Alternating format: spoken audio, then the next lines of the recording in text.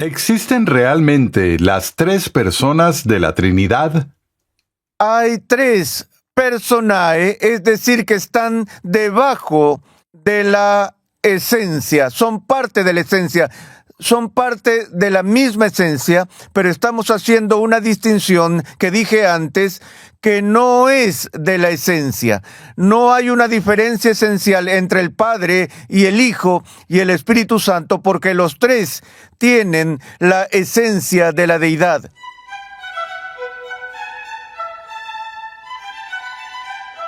Bienvenido a Renovando tu Mente con el Dr. R.C. Sproul. El día de hoy concluimos una edificante serie de enseñanza de 6 lecciones sobre el misterio de la Trinidad. En esta serie el Dr. Sproul nos ha dado un panorama general de esta importante doctrina, explicando conceptos difíciles, explorando la enseñanza bíblica y definiendo lo que significa el término misterio.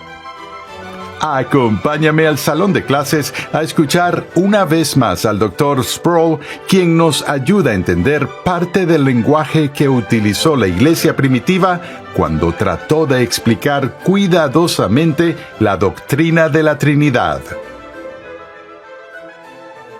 En nuestra última sesión estudiando la Trinidad vimos la diferencia entre contradicciones y misterios con referencia específica a la fórmula de la Trinidad que se ha desarrollado en la historia de la Iglesia. Vimos la importancia de la precisión en el lenguaje, que capturamos el contenido de las Escrituras mismas. Y en esta clase final quiero ver algunos de los términos que se usan históricamente para articular nuestra confesión de la Trinidad. Antes de hacerlo, permítanme dirigir su atención brevemente al primer capítulo de la carta a los Hebreos en el Nuevo Testamento, donde leemos estas palabras en el versículo 1. Dios, habiendo hablado hace mucho tiempo, en muchas ocasiones y de muchas maneras a los padres por los profetas, en estos últimos días nos ha hablado por su Hijo.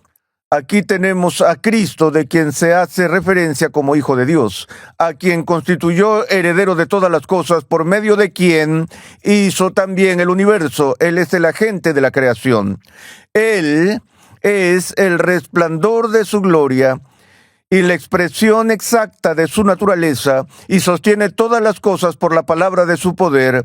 Después de llevar a cabo la purificación de los pecados, el Hijo se sentó a la diestra de la majestad en las alturas, siendo mucho mejor que los ángeles, por cuanto ha heredado un nombre más excelente que ellos. Obviamente, la cristología que encontramos en el libro de Hebreos es extremadamente alta, y una de las razones por las que la iglesia primitiva se inclinó a afirmar la deidad de Cristo. Pero aquí tenemos este interesante concepto en el que el Hijo de Dios es visto como el resplandor de la gloria de Dios, que es una referencia a su deidad, y la imagen expresa de Dios, que es la del Padre. Entonces, solo quiero que veamos aquí que el Hijo de Dios se distingue del Padre en términos de la idea de persona. Es la persona del Padre la que se expresa en la persona del Hijo. Así que, aunque tenemos la distinción entre el Padre e Hijo, también tenemos aquí esa idea de una distinción personal en la divinidad. Uno de los problemas que tenemos, hay que reconocerlo, con el lenguaje de nuestra expresión de la Trinidad, es que cuando la iglesia primitiva usó el término persona para distinguir al Padre, al Hijo y al Espíritu Santo entre sí, el término persona se usó de una manera algo diferente de cómo se usa el término persona en nuestra cultura actual. Y eso siempre es un problema con el lenguaje, porque el lenguaje tiende a ser dinámico, cambia sus pequeños matices de una generación a la siguiente. En los tiempos de la colonia española, si llamaban a alguien villano, no era sinónimo de malvado. Sin embargo, hoy tiene una connotación muy diferente. Y esa es la forma en que el lenguaje tiende a cambiar con el tiempo.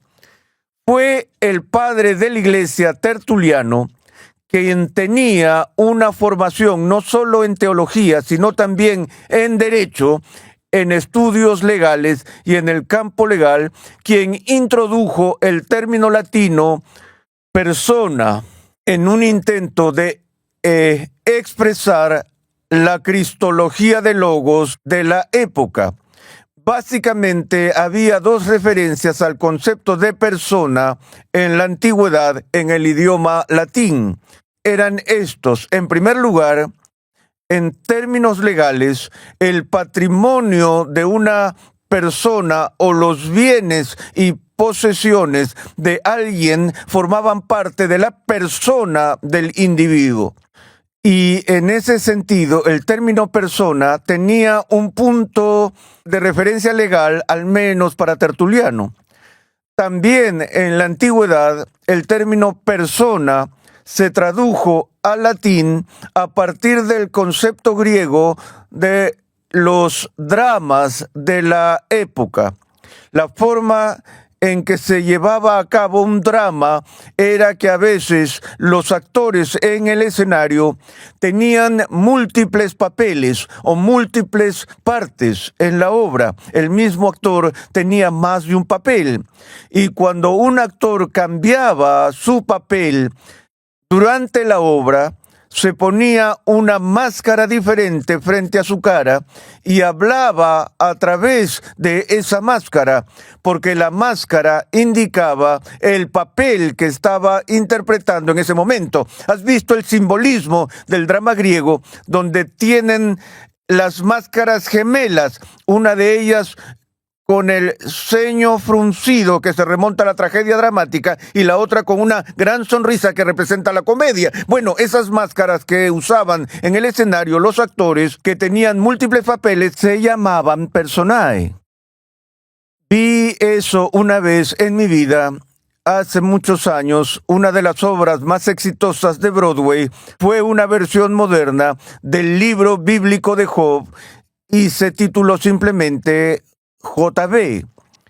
Y Basil Rathbone, famoso por Sherlock Holmes y el sheriff de Nottingham de la antigua serie Robin Hood, Basil Rathbone interpretó tanto el papel de Dios como el de Satanás en esa producción de Broadway. De hecho, cuando lo vi, tuve la fortuna de sentarme literalmente en primera fila, al centro. Rathbone estaba parado justo delante en el escenario. No estaba ni a 1.5 metros de distancia de mí durante la producción de esa obra y tenía estas dos máscaras. Y cuando estaba articulando el papel de Dios, se ponía una máscara frente a su cara y hablaba a través de ella. Y cuando estaba articulando el papel de Satanás, tomaba la otra máscara y hablaba a través de ella. Y eso fue un regreso a la antigüedad, cuando estas máscaras eran usadas para indicar diferentes roles o diferentes personas. Por eso se les llamaba en plural personae. Ahora, ese es el concepto original que Tertuliano introdujo en la historia de la iglesia, pero a medida que la iglesia se desarrolló durante los primeros 4 o 5 siglos, el concepto de persona se volvió mucho más específico. La palabra griega que se usó fue la palabra hipóstasis, o lo que decimos en español hipostática, la unión hipostática. Y la palabra hipóstasis también tiene un significado particular en el idioma griego y también tiene un papel en la ciencia moderna para algunos de ustedes que tienen la inclinación de saber cómo se usa en esa área. Pero para entender la unión hipostática, quiero que repasemos un par de conceptos básicos que tenemos en nuestro lenguaje y en nuestro vocabulario. En concreto, 3 palabras con las que todos estamos familiarizados. Pero estas tres palabras son muy importantes cuando se trata de entender la doctrina cristiana de la Trinidad. Estas tres palabras son, en primer lugar, esencia, en segundo lugar, existencia, y en tercer lugar, subsistencia. Todos ustedes han escuchado estas tres palabras en un momento u otro de su vida: esencia, existencia y subsistencia. Y para entender el significado de estos conceptos, tenemos que remontarnos un poco al pensamiento griego y a la filosofía griega, donde ya hemos visto que con respecto al término homoousios y homoiousios en Nicea, etc., que el término ousios es el participio presente del verbo griego ser. Por tanto, traduciríamos ese término ousios al español por la palabra ser, o sinónimos del concepto griego ser. Incluirían palabras como sustancia, esencia, y la definición más simple y cruda de ousios es simplemente cosas.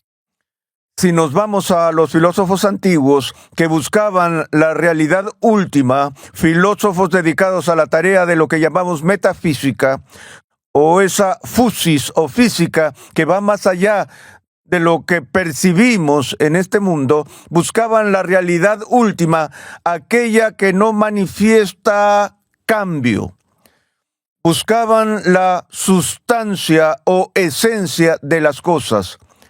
Y eso se llamaba ousios, o, como dije, la esencia o la sustancia. Platón hizo una distinción muy importante entre ser y llegar a ser. De nuevo, esta distinción estaba enraizada en lo que llamamos filosofía presocrática en los filósofos anteriores a Sócrates. Aquellos de ustedes que han leído nuestro curso sobre las ideas tienen consecuencias, que da una visión general de la historia de la filosofía, estarán familiarizados con esto. He mencionado que dos filósofos anteriores a Platón estaban enfrascados en un conflicto sobre el papel del ser y llegar a ser en cuanto a la realidad. Parménides, considerado el filósofo presocrático más brillante, del que no se conserva casi nada hoy en día, es famoso por la afirmación que hizo en una ocasión: todo lo que es, es. Porque si algo cambia constantemente, podemos realmente decir ¿qué es? Porque tan pronto como crees que has descrito lo que es, ya no es eso, ha cambiado. Y está diciendo, para que algo sea real, en última instancia, tiene que estar en un estado de ser. Tiene que haber una sustancia o esencia real en ello. De lo contrario, no sería más que un producto de nuestra imaginación. Entonces, Platón hizo esta distinción entre ser y llegar a ser, porque Parménides dijo, todo lo que es, y su contraparte fue Heráclito. Algunos lo llaman el padre del existencialismo moderno. Heráclito dijo, no, todo lo que es está cambiando. Todas las cosas están en un estado de flujo. Lo único que es constante es el cambio mismo. Él dijo, no puedes pisar el mismo río dos veces, porque cuando das tu segundo paso, el río ya se ha movido. No es el mismo río que pisaste la primera vez. De hecho, no eres la misma persona porque has cambiado, aunque solo seas 2 segundos más viejo. Entonces, dijo que lo más básico de toda la realidad que percibimos en este mundo es que cualquier otra cosa que veamos, incluso si es una roca, está en un proceso de cambio, está en un proceso de llegar a ser. Pero Platón está diciendo que nada puede llegar a ser algo a menos que participe de alguna manera en el ser, porque si solo estuviéramos llegando a ser, y así decía Aristóteles, si solo estuviéramos llegando a ser, seríamos solo potencialmente algo. Y aquello que esté llegando a ser de manera pura sería potencialmente cualquier cosa, pero en realidad nada. Y esta es la razón por la que Aristóteles, al igual que Platón, sostenían que para que el llegar a ser tuviera sentido, tenía que haber algún ser previo, y en el ser no hay potencialidad. Dios es puro ser, Él es pura realidad. No hay potencial en Él. Pero en todo caso, cuando discutían la diferencia entre ser y llegar a ser, estaban hablando de la diferencia entre esencia, que es el elemento de ser de algo, la sustancia en sí, y si queremos hablar de la dimensión de llegar a ser, en términos filosóficos, la palabra clave que se ha usado históricamente es la segunda, existencia. Una vez di una clase en una de nuestras conferencias en la que negué públicamente la existencia de Dios. Dije, quiero enfáticamente afirmar hoy que Dios no existe. De hecho, si existiera, dejaría de creer en Él. Si alguna vez algo sonó como una declaración sin sentido, fue esa. Pero lo que quise decir con eso, cuando dije que Dios no existe, dije que Dios no está en un estado de llegar a ser. Él está en un estado de puramente ser. Si Él estuviera en un estado de existencia, estaría sufriendo mutaciones, estaría cambiando, no sería inmutable. Él no sería el Dios en el que creemos. Ahora, cuando Platón, por ejemplo, trataba estos conceptos, había básicamente tres categorías. Había ser, llegar a ser y no ser. No ser, por supuesto, es sinónimo de nada. ¿Y qué es nada? Hacer esa pregunta y responderla, porque si digo que nada es algo, estoy atribuyendo algo a la nada. Lo que digo es que nada tiene contenido, nada tiene algo de ser. Y si tiene algo de ser, entonces no es nada, es algo. Así que uno de los conceptos más difíciles que tenemos en filosofía con el cual tratar es el concepto de la nada. La nada pura. Trata de pensar en la nada pura. No puedes hacerlo, es decir, Jonathan Edwards definió la nada como aquello con lo que sueñan las rocas dormidas.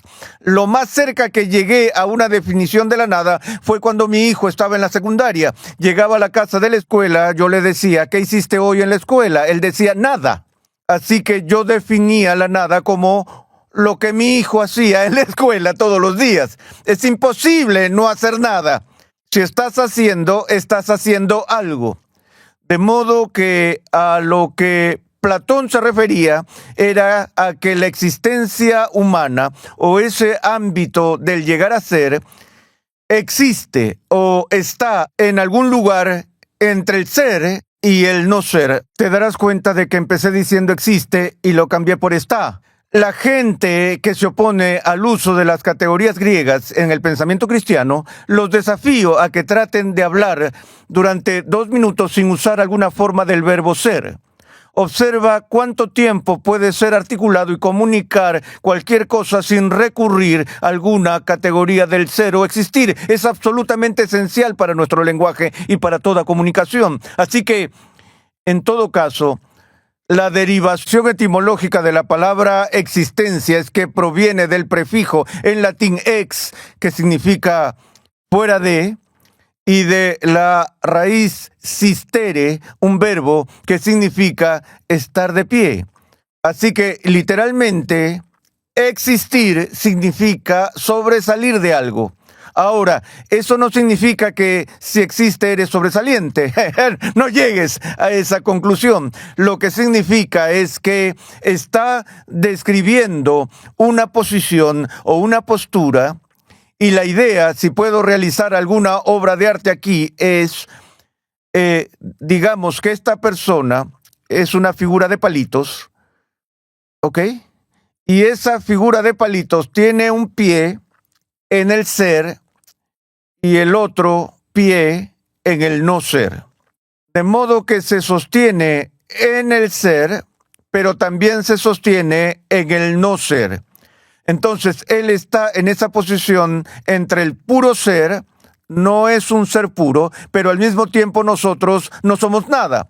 Se nos atribuye la realidad y así nos sostenemos sobre el ser y nos sostenemos sobre el no ser y por lo tanto estamos en un estado de existencia. Ahora, cuando la Iglesia históricamente articuló la doctrina de la Trinidad, no dijo uno en esencia, tres en cuanto a existencia.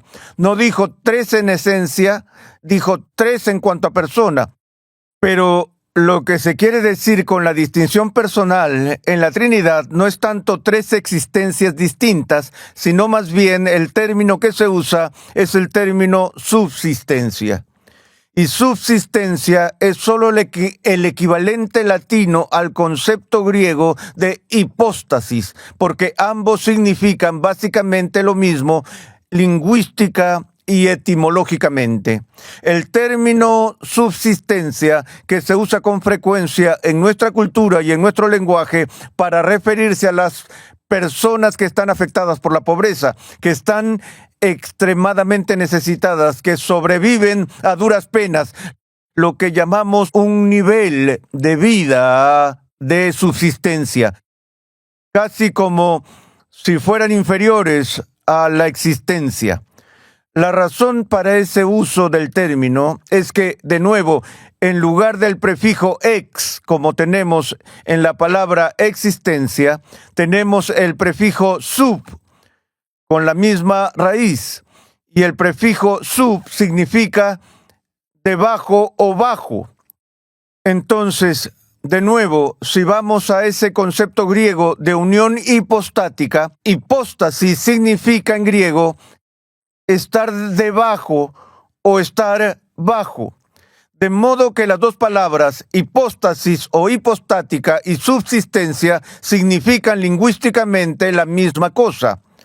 Y ambos tienen que ver con esta misma raíz que encontramos en la existencia, la raíz estar de pie.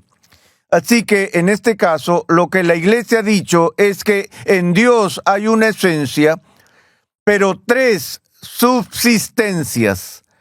Hay tres personae, es decir, que están debajo de la esencia, son parte de la esencia. Son parte de la misma esencia, pero estamos haciendo una distinción que dije antes, que no es de la esencia. No hay una diferencia esencial entre el Padre y el Hijo y el Espíritu Santo, porque los tres tienen la esencia de la deidad. Sin embargo, hay verdaderos atributos peculiares de cada uno de los miembros de la divinidad, aquellos por los cuales distinguimos a uno del otro. Decimos que el Padre es Dios, el Hijo es Dios y el Espíritu Santo es Dios, pero no decimos que el Padre es el Hijo y el Hijo es el Espíritu Santo o que el Espíritu Santo es el Padre. No hacemos eso, porque hacemos estas distinciones reales, son reales, pero no perturban la esencia de la deidad. De modo que las distinciones dentro de la divinidad son, si se quiere, subdistinciones dentro de la esencia, subpuntos dentro del ser singular de Dios. Una esencia, tres subsistencias. Y eso es realmente lo más cerca que podemos estar de articular la doctrina histórica de la Trinidad.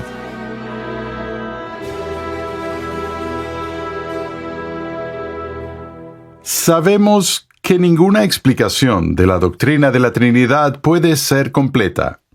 Sin embargo, ninguna explicación debe diluir la esencia o confundir a las personas de la deidad. Gracias por sintonizar Renovando tu Mente con el Dr. R.C. Sproul. Este fue el último capítulo de la importante serie titulada El Misterio de la Trinidad. Recuerda visitar nuestra página web renovandotumente.org, donde podrás solicitar de manera gratuita la guía de estudio de esta serie. En Conexión Ligonier, contamos con una amplia biblioteca para todo cristiano en crecimiento que desee estudiar en línea una serie de cursos interactivos en video impartidos por el fundador de Ministerios Ligonier, el Dr. R.C. Sproul, y otros destacados pastores, teólogos y expositores cristianos. Cada curso contiene herramientas de estudio para ayudarte a aplicar lo que estás aprendiendo, incluyendo pruebas opcionales, preguntas de discusión, así como también la facilidad de visualizar tu avance en cada paso. Tienes la flexibilidad de tomar todos los cursos que quieras, cuando y donde quieras y al ritmo que más te convenga. Para más información, visita conexionligonier.com. Renovando tu mente es una producción de los Ministerios Ligonier, la confraternidad de enseñanza fundada por el Dr. R.C. Sproul. Nuestra misión, pasión y propósito es ayudar a las personas a crecer en su conocimiento de Dios y su santidad. Nuestra programación es posible gracias al generoso apoyo en oración y financiero de cristianos alrededor del mundo. Para hacer tu donación, por favor visita nuestra página web renovandotumente.org. Recuerda que en nuestra página web renovandotumente.org puedes adquirir gratuitamente la guía de estudio de la serie de hoy y además encontrarás una amplia variedad de recursos tales como clases, artículos y contenido multimedia con la finalidad de cumplir con nuestra misión de proclamar, enseñar y defender la santidad de Dios en toda su plenitud a tantas personas como sea posible. Te invitamos a escuchar nuestro siguiente episodio y a unirte a nuestra gran comunidad virtual en las redes sociales.